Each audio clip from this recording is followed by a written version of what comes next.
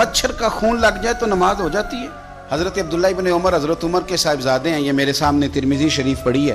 तो उनसे किसी बंदे ने मसला पूछा, कूफे का रहने वाला था वो शख्स, कहने लगा हजरत जी ये मक्खी का खून लग जाए कपड़ों को तो नमाज हो जाती है, या मच्छर का खून लग जाए तो नमाज हो जाती है? मसला पूछा था ना तो चाहिए था जवाब देते, होती है कि नहीं होती। तो हजरत अब्दुल्ला इब्न उमर के चेहरे पे जलाल आया, फरमाने लगे तुमने मुस्तफ़ा का नवासा शहीद कर दिया है, अब मक्खियों के खून का मसला पूछते हो? हुजूर का नवासा शहीद करके तो मच्छरों के खून के मसले पूछते हो, इतने नेक हो गए हो?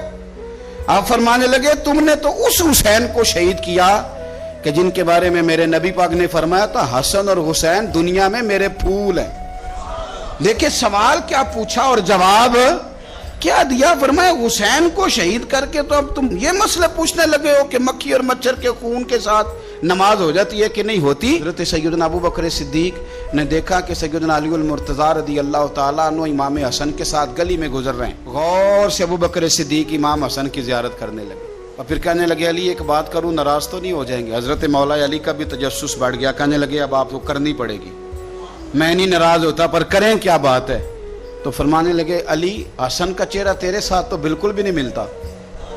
हजरत अली ने गौर से देखा तो फरमाने लगे हसन तो सारे का सारा मदीने वाले महबूब के साथ शबाहत रखता है, सारा ही हुजूर के साथ मिलता है, सारा ही चेहरा, आंखें भी हुजूर पे, नाक भी हुजूर पे, इनके लब हाय मुबारका भी, सारा ही हसन मेरे नबी पाक के साथ मिलता है।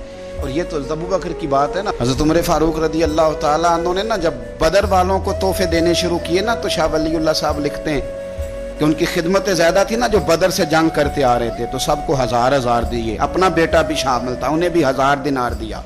पर इमाम हसन हुसैन आए तो 2-2 हज़ार दिनार दिए, 2-2 हज़ार दिनार, 2-2। अपनी अकीदत को कभी कच्चा ना होने देना।